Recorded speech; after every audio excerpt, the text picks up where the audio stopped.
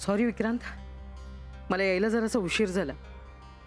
हे काय, बाकीचे अजून जमलेच नाही आहेत का? विजयने मला सांगितलं होतं म्हणून मी अगदी वेळेत आले, पण आयत्या वेळेला एक केस आली ना म्हणून अडले मी.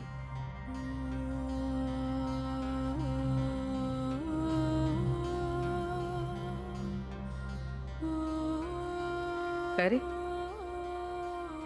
काय झालं विक्रांत?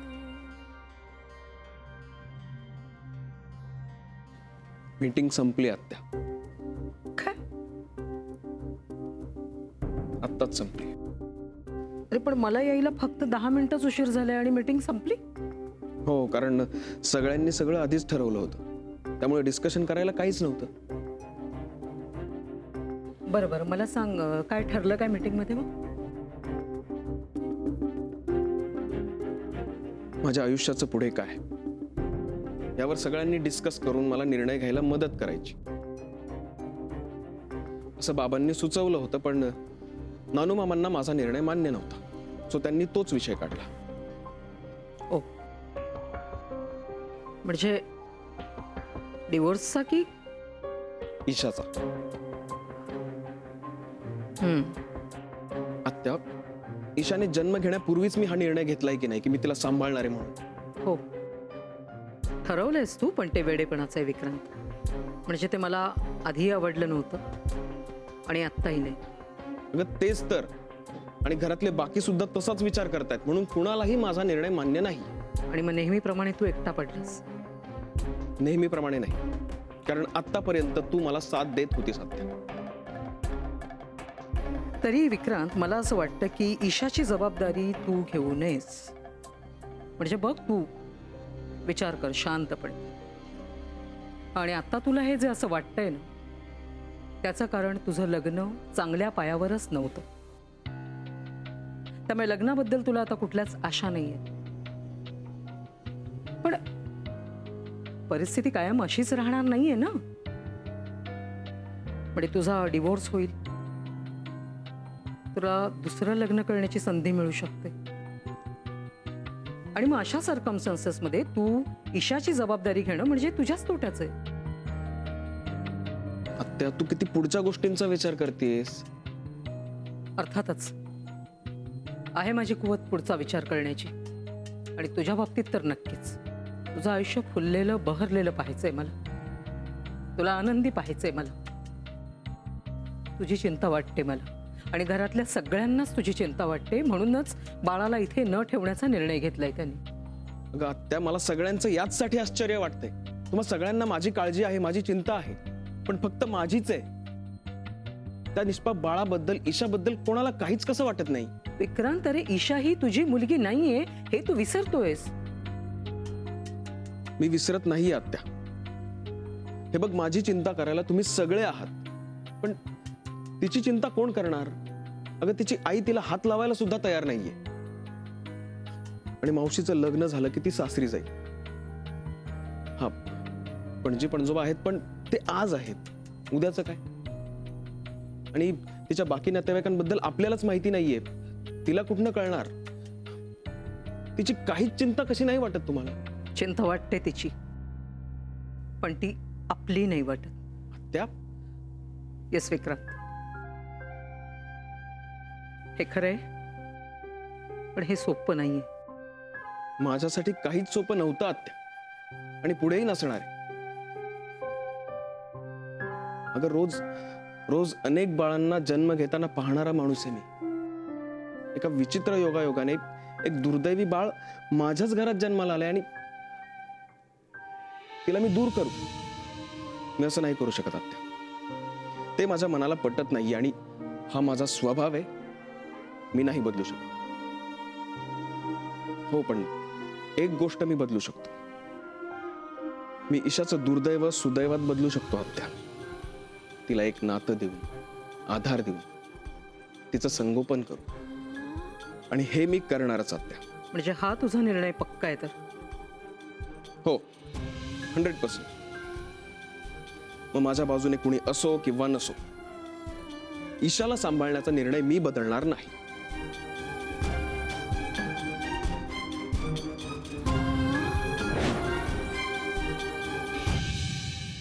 माझा निर्णय झालेला आहे आणि मी माझा निर्णय बदलणार नाही. तू मला चक्क साखरपुडा करू नकोस असं सांगतेस आई. मी म्हणते साखरपुडा पुढे ढकलूया. आई मी तेच म्हणतोय, तू असं का करतेस पण? तू तरी इतकं झुकतं माप का देतोयस मानसीला? कारण मी तिला ओळखतो, मी तिला ओळखलंय. आई जे घडलं तेव्हा तू समोर होतीस, तू सगळं पाहिलंस ऐकलंस. तू मला प्रामाणिकपणे सांग, तिचा काय संबंध आहे या सगळ्या ह्याच्यात? पण ती त्या कुटुंबाचा एक भाग आहे ना. आई तू असं बोलतेस जसं काही सगळं आपल्या घरात घडतंय इथे. अगं हे सगळं त्यांच्या घरात घडतंय, दळवींच्या कुटुंबात. आपलं काय संबंध आहे? बरं मला एक सांग, आता लग्न झाल्यानंतर मानसी या कुटुंबाचा एक भाग होणार हे कोण म्हणलं होतं? आपण त्यांच्या कुटुंबाचा भाग होणार नाही होत हे कोण म्हणालं होतं? बरोबर ना? मग झालं तर मग. प्रश्न तो नाहीच आहे सलील. नवीन आयुष्याची सुरुवात करताना हे असे अडथळे आलेले बरे वाटत नाहीत. आणि मग मनात शंकेची पाल चुकचुकते.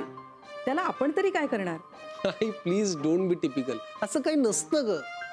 अगं कित्येक लोकांच्या आयुष्यात एखादं नातं सुरू करताना ह्याच्यापेक्षा जास्त अवघड प्रसंग येतात, शॉकिंग प्रसंग येतात. म्हणून त्यांनी नवीन नाती करायची नाहीत, आयुष्य जगायचं नाही. हे बघ सलील, तुझं बरोबर आहे.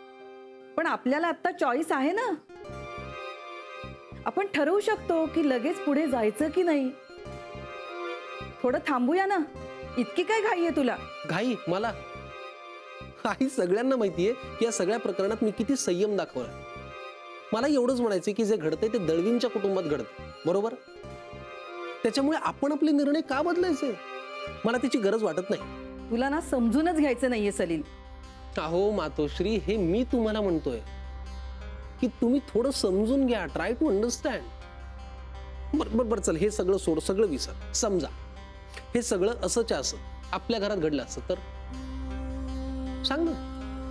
मुलाची आई म्हणून तुला असं वाटलं असतं ना की समोरच्या माणसाने थोडं समजून घ्यावं, मोठं मन दाखवावं, वाटलं असतं ना? तुला त्रास झाला असता ना आई? वाईट वाटलं असतं ना तुला?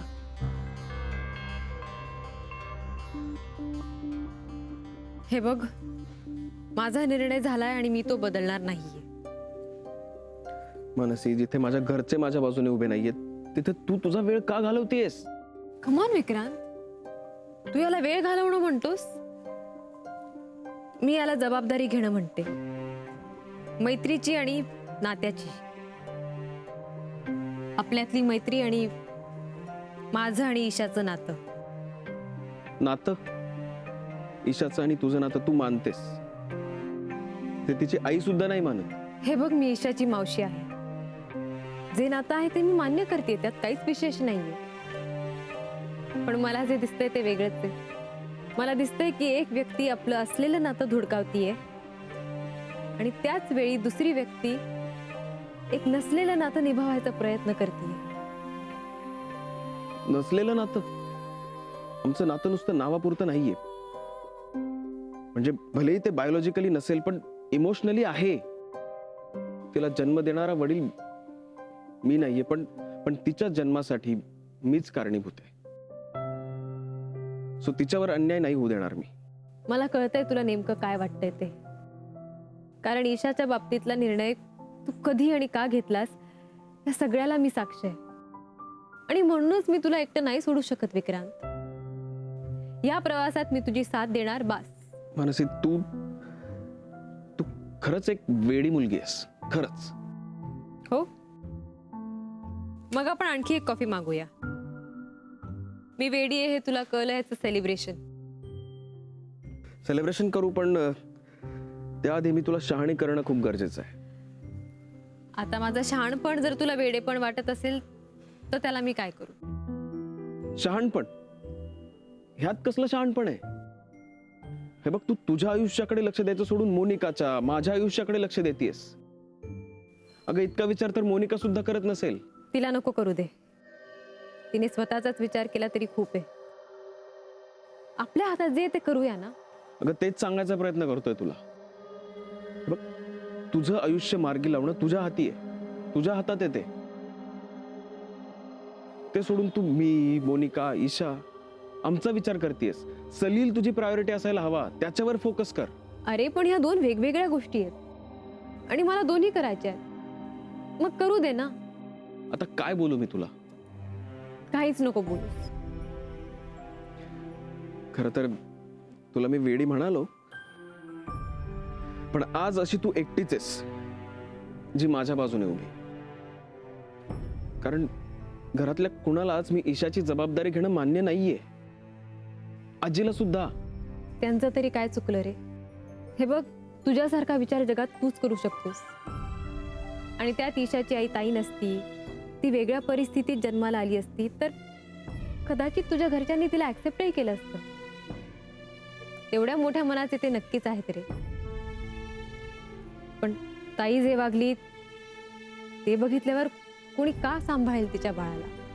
म्हणून तर मी सुद्धा जास्त अपेक्षा ठेवत नाहीये. पण मी ईशाचा सांभाळ करायचा नाही हे मला शक्य नाही. हो ना? तसंच मलाही तुला हे सगळं एकटं करू देणं शक्य नाहीये विक्रम. आता कळलं?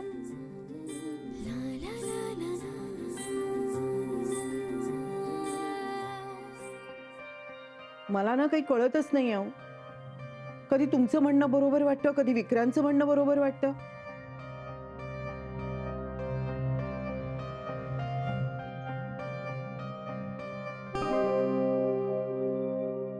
अलका, सध्याची परिस्थिती अशी आहे की कोणा एकाचं बरोबर आणि दुसऱ्याचं चूक असं नाही म्हणता येणार.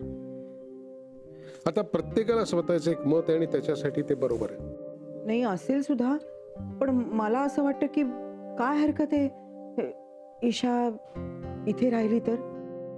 नाही म्हणजे बाकी सगळं आपण विसरून जाऊया. तुला वाटतं तू विसरू शकशील, पण इतर जण विसरू शकतील आपल्या घरातले? बाकीच्यांचं जाऊ द्या हो. तुम्ही विसराल ना?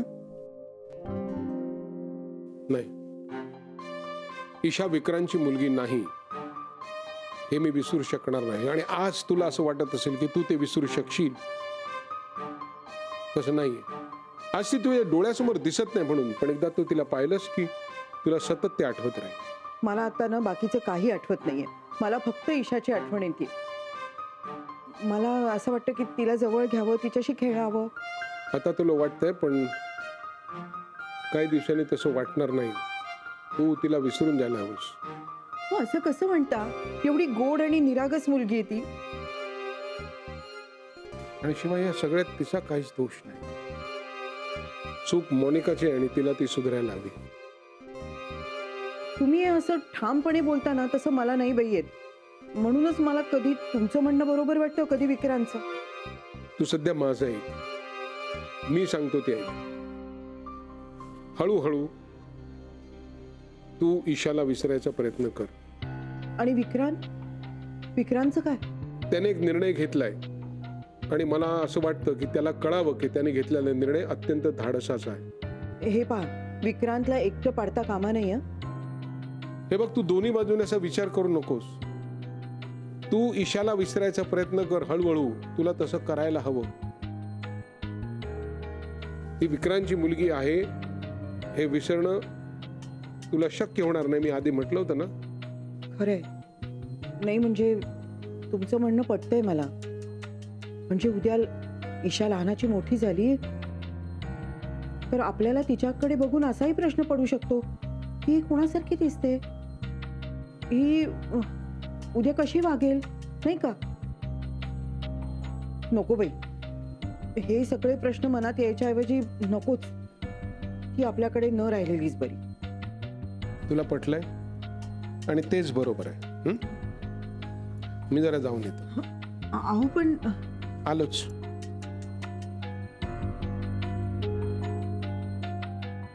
नाही ना.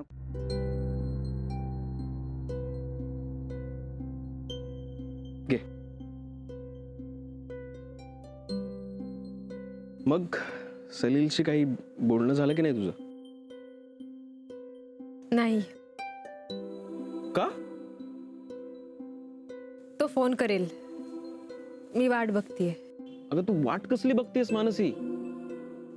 मी मगाशी सांगितलं ना तुला विक्रांत, मी सकाळी त्यांच्या घरी गेली तेव्हा त्याच्या आईचं वागणं जरा वेगळं होतं. थोडं नाही, खूपच वेगळं होतं. अगदी जाणवण्या इतकं.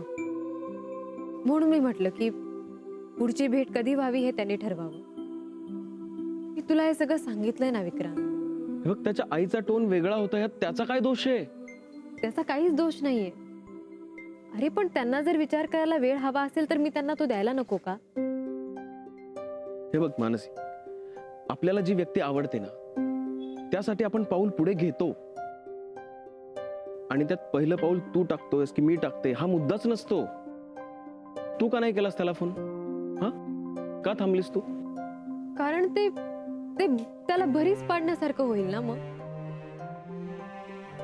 मानसी, हे जरा अति विचार करणं झालं. हे बघ, मला खात्री आहे तो तुला फोन करणार, आज किंवा उद्या, पण तो तुला फोन करणार. कारण तो तो तुझ्यावर खरंच प्रेम करतो, मी पाहिलंय. अगं, इतके दिवस थांबला तुझ्यासाठी, तुला इतकं समजून घेतो तो, आणि तू त्याला एक फोन नाही करू शकत, त्यासाठी इतका विचार. तू करायला हवा होतास फोन, पण तू त्याचीच वाट पाहत राहिलीस. कारण मला वाटलं तसं. हे बघ, आता पुढची भेट त्यानेच ठरवावी. कारण ती भेट व्हावी की नाही हे त्या दोघांच्या निर्णयावर अवलंबून असेल. म्हणजे तू काहीच करणार नाहीयेस? आता यात मी काय करू? मला सांग, बारशानंतर मला, माझ्या घरच्यांना जेवणाचा डबा आण असं मी सांगितलं होतं तुला? आता घरच्यांबरोबर बोलणं झाल्यानंतर काय झालं हे जाणून घ्यायचं म्हणून तू मला भेटलीस ना, ते मी सांगितलं होतं. आणि मी नको म्हटलं तरीही ईशासाठी तू माझ्या बाजूने उभी राहणार आहेस असं ठासून सांगितलंस तू मगाशी. मग आता सलीलला एक फोन कर हे सांगायची गरज का पडते?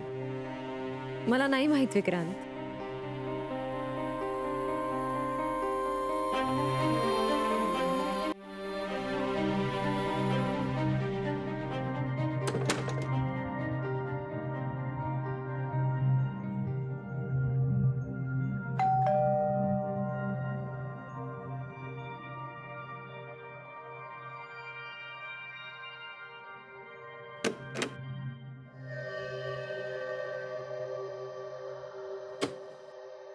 बाबा, जरा उशीर झाला मला.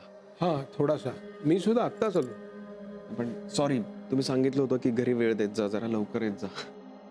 पण काय आता ईशाच नाहीये ना, सो चालतं, थोडा उशीर झालेला. बस, थोडं बोलायचंय. बस.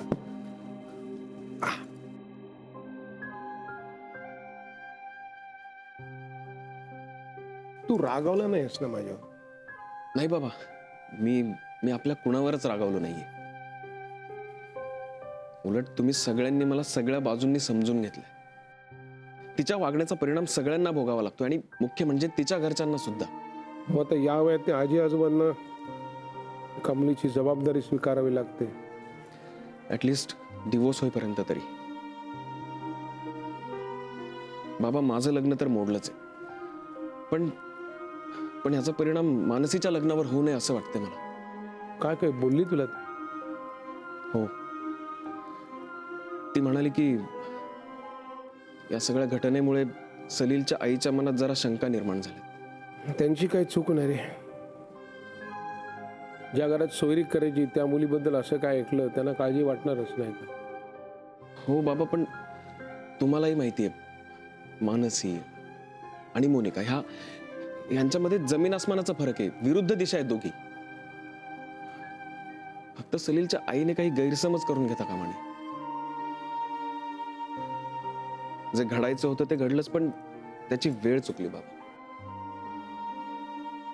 हे सगळं मानसीचं लग्न होण्याच्या मार्गावर असताना घडलं ना, त्याचं मला वाईट वाटतं. मी इतके दिवस शांत होतो, अजून काही दिवस शांत राहिलो असतो तर तिचं लग्न तरी व्यवस्थित पार पडलं असतं. तुझाही काही दोष नाही रे त्याच्यात विक्रांत. कधी काही काही गोष्टी अशा घडतात म्हणजे घडतात, आपण काही न करता. जाऊ दे, तुझा काही दोष नाही त्याच्यात. जाऊ दे कसं बाबा, मानसीच्या भविष्याचा प्रश्न आहे. आणि आता सगळं तिच्या सासरच्यांना काय वाटतं यावर अवलंबून आहे. ह्या घटनेवर त्यांची रिॲक्शन काय असेल, त्यांचा डिसिजन काय असेल, काहीच सांगता येत नाही ना. काय झालं असं काय बघताय? काय काय वेळेला विक्रांत, आपण जे बोलतो ना त्याच्यापेक्षा जास्त आपले डोळे बोलतात. नको तू काळजी करूस. मानसीच्या बाबतीत काय गडबड नाही होणार. बाबा माझी खरंच अशी इच्छा आहे. पूर्ण होईल ती. चल जा जाऊन झोप आता. उद्या परत सकाळी जायचं असेल ना. हो. मला काय दुकान कधी उघडलं काय. बाबा जा रे बाळा जा. हो.